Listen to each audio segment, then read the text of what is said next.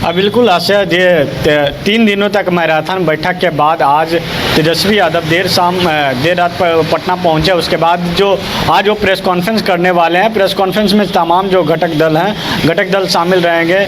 और चाहे सीपीआई की तरफ से बातचीत करने के लिए दीपांकर भट्टाचार्य हो, चाहे कांग्रेस की तरफ से अखिलेश सिंह हो जो प्रदेश अध्यक्ष हैं, वो रहेंगे। तमाम जो घटक दल के तमाम नेता वहाँ शामिल रहेंगे। 12:30 बजे प्रेस कॉन्फ्रेंस रखा गया है। ऐसे में जो सभी लोगों को जो कही जाए तो नए सब शर्त पे रखी हुई है। 26 सीट जो है, 26 सीट अपने खेमे में आरजेडी रखना चाहती है और जो 9 सीट है, 9 सीट कांग्रेस को देना चाहती है। और 9 सीट में भी फार्मूला तय है कि जो झारखंड का जो पलामू लोकसभा जो सीट है, पलामू पे दावेदारी कर रहे हैं कि वहाँ से आरजेडी का कैंडिडेट चुनाव लड़ेगी, क्योंकि जो पिछले लोकसभा में 1 सीट उस समय मिला था चतरा का।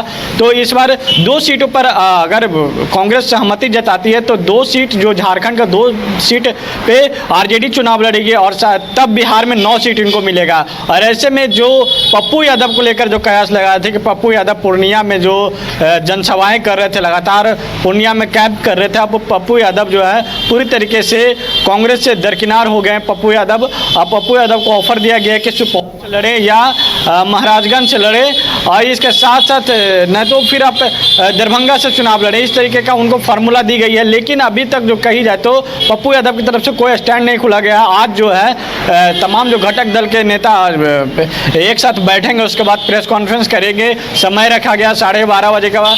12:30 बजे के बाद सारे जो सीट है उसका मसला सुलझ जाएगा, क्योंकि एक सीट जो पहले जो देखी जाए तो जो 4 लोकसभा सीटों में जिस तरीके से नामांकन हुआ, ये गया हो, उसके साथ साथ औरंगाबाद, नवादा और जमुई, औरंगाबाद सीट पर पेच फंसा हुआ था कि औरंगाबाद से लगातार कांग्रेस के जो वहाँ से नेता हैं निखिल, वो वहाँ से दावेदारी कर रहे थे। और वहाँ से बता दें कि पहले ही आरजेडी के जो सुप्रीमो लालू प्रसाद यादव हैं सिंबल बांट दिए थे। वहाँ से अभय कुशवाहा ने नामांकन भी दाखिल कर लिया था, लेकिन वो मामला पूरी तरीके से साइलेंट में आ गया। कल तक ही आखिरी डेट था, कल कोई निखिल ने कोई नामांकन दाखिल नहीं किया। ऐसे में वो सीट है, उस सीट तो सुलझ गई। लेकिन अभी पप्पू यादव को लेकर जो है सुर्खियों है कि पप्पू यादव क्या जो अपने आप को कह रहे थे कि मर जाना कबूल है लेकिन हम पूर्णिया नहीं छोड़ेंगे, क्या वो पूर्णिया छोड़ने के लिए तैयार होंगे पप्पू यादव? यह सबकी नज़र बनी रहेगी। जो पप्पू यादव अपनी पार्टी को विलय कर दिए, जन अधिकार पार्टी को, कर सकते हैं पप्पू यादव। हालांकि उन्होंने कहा कि वो कांग्रेस में बने रहेंगे, लेकिन अगर ये सीट राजद के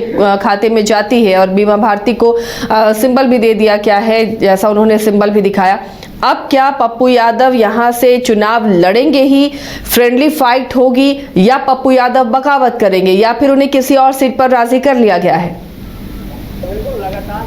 बिल्कुल लगातार पप्पू यादव भी साइलेंट मोड में है, लगातार फ़ोन का इंतजार कर रहे हैं। जिस तरीके पप्पू यादव को फ़ोन किया गया था प्रियंका गांधी के द्वारा कि पार्टी को विलय करने के लिए, उसे वो प्रियंका गांधी का फ़ोन का इंतजार कर रहे हैं, साथ ही साथ मल्लिकार्जुन खड़गे का फ़ोन का इंतजार कर रहे हैं। और जो बिहार प्रभारी हैं कांग्रेस के, उनके इंतजार कर रहे हैं कि उनके फ़ोन आए तब हम आगे के मामले रखेंगे। आज जो सीट शेयरिंग है, सीट शेयरिंग का भी जो फार्मूला उस पर तय हो जाएगा कि कौन कौन सीटों पर कौन प्रत्याशी वहाँ से चुनाव लड़ेंगे, इसको लेकर भी घोषणा हो जाएगी। और ऐसे में आप पप्पू यादव अभी भी संशय की स्थिति में बने हुए हैं कि आगे करना क्या है। उन्होंने आज बोला कि आज कि हम पूर्णिया में मीटिंग करेंगे, उसके बाद निर्णय लेंगे। पूर्णिया की जनता जो चाहेगी वही हम लोग करेंगे। और हमारे जो पुराने जो कार्यकर्ता हैं, जो जन अधिकार पार्टी के पुराने कार्यकर्ता हों, प्रेमचंद्र हों, उसके साथ से राघवेंद्र कुशवाहा जो प्रदेश अध्यक्ष हुआ करते थे, उन लोग जो लोग चाहेंगे वही हम लोग करेंगे। अगर हमको अगेंस्ट में भी चुनाव लड़ना होगा तो अगेंस्ट में हम भी चुनाव लड़ेंगे।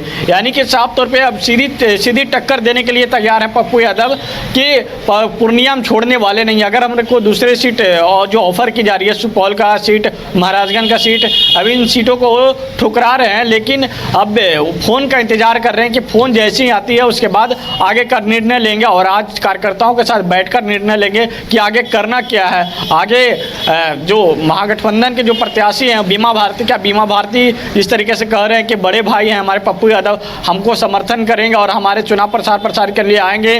तो ऐसे में क्या बीमा भारती के चुनाव प्रसार करने के लिए पप्पू यादव जाएंगे, या पप्पू यादव उनके बगावत में खड़ी होंगे, या निर्दलीय वहाँ से खड़ी होंगे? क्योंकि अब उनके पास कोई ऑप्शन बच गया नहीं। उनके पास न तो पार्टी है, अब वो सीधे कांग्रेस से बगावत करके निर्दलीय चुनाव लड़ सकते हैं। और ऐसे में जो एक मुकेश सहनी को लेकर जो कही जाए तो मुकेश सहनी को भी लेकर मामला जो है आरजेडी के में सुलझते नजर आ रही है कि आरजेडी उनको 2 सीट देने के लिए ऑफर की है। एक जो मुजफ्फरपुर का सीट है और एक खगड़िया का सीट वो दावेदार मांग कर रहे हैं। मुकेश सहनी जो मिथिलांचल का क्षेत्र पड़ता है खगड़िया, वहाँ का एक सीट दावेदारी कर रहे हैं। ऐसे में जो अगर इन 2 सीटों पर इनकी राजी होती है तो 25 सीट पे आरजेडी चुनाव लड़ेगी और ये जो 9-8 सीट पे जो कांग्रेस है, कांग्रेस को लड़ेगा। और ऐसे में लेफ्ट जो पार्टी है उसके 5 है और जो ये लेफ्ट पार्टियां 5 सीट पे चुनाव लड़ेगी। और ऐसे में जो और सीट अगर हम जिक्र कर ले बेगूसराय का, बेगूसराय से पिछले जब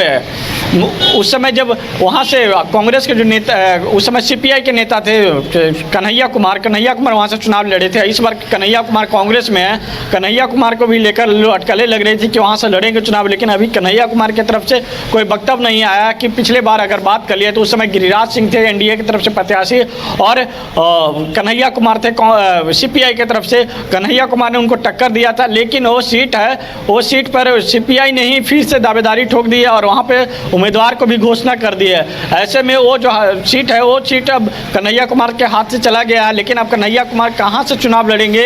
क्या वो दिल्ली से, जो उनकी जो खबर आ रही थी कि दिल्ली से उनका उत्तरी दिल्ली से चुनाव लड़ेंगे, तो क्या उत्तरी दिल्ली से वो चुनाव लड़ने के लिए राजामंदी होते हैं या सबकी नज़र बने रहेगी? और ऐसे में आज कुछ कही जाए तो विवेक, क्या कुछ और सीटें भी हैं जहाँ पर उलझे हुए पेच को सुलझाया गया है?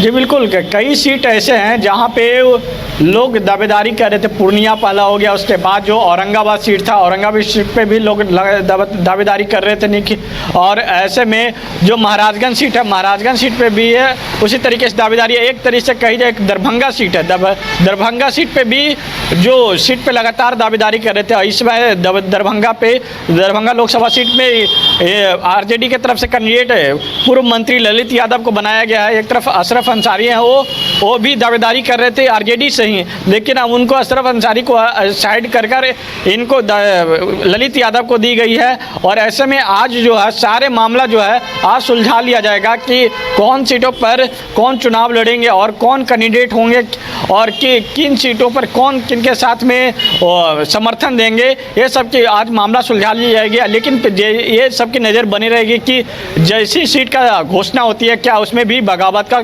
खेल शुरू होती है कि नहीं। क्योंकि पिछले अगर लोकसभा का याद कर ली जाए तो उस समय भी इसी तरीके से बगावत हुआ। तो उस समय मुकेश सहनी जो थे आरजेडी के साथ थे और मुकेश सहनी ने बगावत करके प्रेस कॉन्फ्रेंस छोड़कर चले गए थे। और ऐसे में इस बार मुकेश सहनी लगातार साध रहे हैं कि महागठबंधन हमको 2 सीट दे दे। तो ऐसे में वो लगातार अपने संपर्क साध रहे हैं लालू प्रसाद यादव के साथ साथ तेजस्वी यादव से और इसी साथ कांग्रेस के अध्यक्ष मल्लिकार्जुन खड़गे से भी लगातार साध रहे हैं कि हमें कहीं से 2 सीट मिल जाए, एक जो दावेदारी करें मुजफ्फरपुर और एक खगड़िया सीट। ऐसे में देखना होगा कि उनको कितनी सीट मिलती है मुकेश सहनी को। और आज जब सीट शेयरिंग होता है उसके बाद नेताओं का क्या क्या प्रतिक्रिया होता है जो लगातार दावेदारी कर रहे थे उस सीट पर। जी आसिया।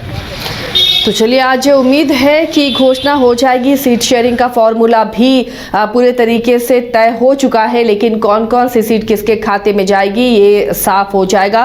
क्या आज इसे लेकर तमाम पार्टियां प्रेस कॉन्फ्रेंस करेंगी, इसका खुलासा होगा बिहार में?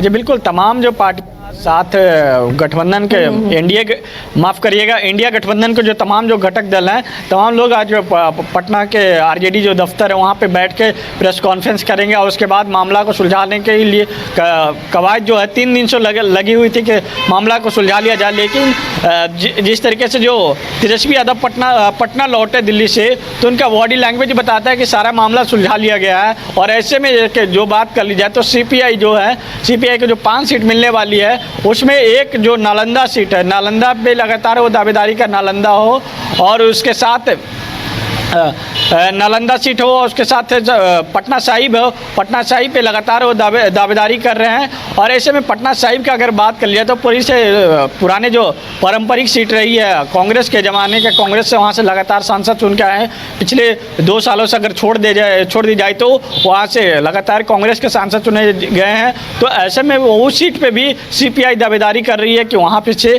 चुनाव लड़ेंगे। सीपीआई ने पहले ही एक सीट का घोषणा कर दिया था, देखा बेगूसराय का जो सीट है। और ऐसे में कांग्रेस के नेता कन्हैया कुमार हैं, उनको लेकर जो लग रही थी कि वहाँ से चुनाव लड़ेंगे, लेकिन अभी वो भी साइलेंट मोड में है कि वो भी कुछ भी कहने से बचते नजर आ रहे हैं। और लेकिन मुजफ्फरपुर सीट को लेकर जो कही जाए तो मुजफ्फरपुर अभी सीट आरजेडी छोड़ी हुई है। आरजेडी का हम लिस्ट हम आपको बताएंगे कि आरजेडी जो 26 सीटों पर जो दावेदारी कर रही है, जिसमें औरंगाबाद है, गया है, जमुई है, नवादा है, सारण है, पाटलिपुत्र है, बक्सर, उज्जियारपुर, जहानाबाद, दरभंगा, बांका, अररिया, मुंगेर, सीतामढ़ी, झंझारपुर, मधुबनी, शिवहर, वैशाली, सिवान, हाजीपुर, सुपौल, वाल्मीकिनगर, पूर्वी चंपारण, पूर्णिया, मधेपुरा, सुपौल, गोपालगंज और जो महाराजगंज का जो सीट है वो कांग्रेस पर छोड़ी हुई है कि कांग्रेस अगर वहाँ जो पप्पू यादव हैं, अगर गोपालगंज, महाराजगंज और सुपौल से अगर पप्पू यादव को ऑफर दिया गया कि 3 सीट पर चुनाव लड़ें, वहाँ से 3 सीट में से कोई भी सीट पे एक पे राजामंदी हो जाए, तब वो कांग्रेस को देने के लिए तैयार हैं। ऐसे में पप्पू यादव को निर्णय करना कि वो 3 सीटों पर चुनाव 3 सीट जो ऑफर की गई है, क्या उन तीनों सीटों पर वो लड़ने के लिए राजामंदी होते हैं या नहीं, ये उन पर निर्भर करते। अगर वो नहीं वहाँ से लड़ते हैं तो वहाँ पे आरजेडी अपना कैंडिडेट उतारेगी और जो 26 पे वो दावेदारी कर रही है तो 26 पे वो अपना कैंडिडेट उतारेगी। और ऐसे में कांग्रेस को 9 सीट दी गई है, जिसमें कांग्रेस को भी जो शर्त रखा गया कि झारखंड का जो पलामू सीट हो और चतरा सीट जो है, 17 सीट आरजेडी के खेमे में देना होगा। जी अच्छा, चलिए, तो नज़र बना रखिए विवेक, बहुत बहुत शुक्रिया फिलहाल इस तमाम जानकारी के लिए। तो अब देखना है कि आज क्या घोषणा होती है और कैसे इस मामले को सुलझा लिया गया है और कौन कौन इस फैसले से नाराज़ होते हैं, कौन है वो चेहरा जो जिनके आज सीट शेयरिंग जब सामने आएगी, चीज़ें किसके खाते में कौन सी सीट गई है, तो किस तरह का उनका रिएक्शन होता है जो उस सीट पर दावेदारी कर रहे हैं। अगर उन्हें टिकट नहीं मिलता है तो आने वाले दिनों में क्या आगे वो किस पार्टी में जाएंगे, ये तमाम चीज़ें धीरे धीरे साफ होती जाएंगी, क्योंकि चुनाव है ये। और जैसे जैसे चुनाव की तारीखें नज़दीक आती जाएंगी, दल बदल का खेल भी जारी रहेगा और नाराज़गी की बात भी सामने आती रहेगी।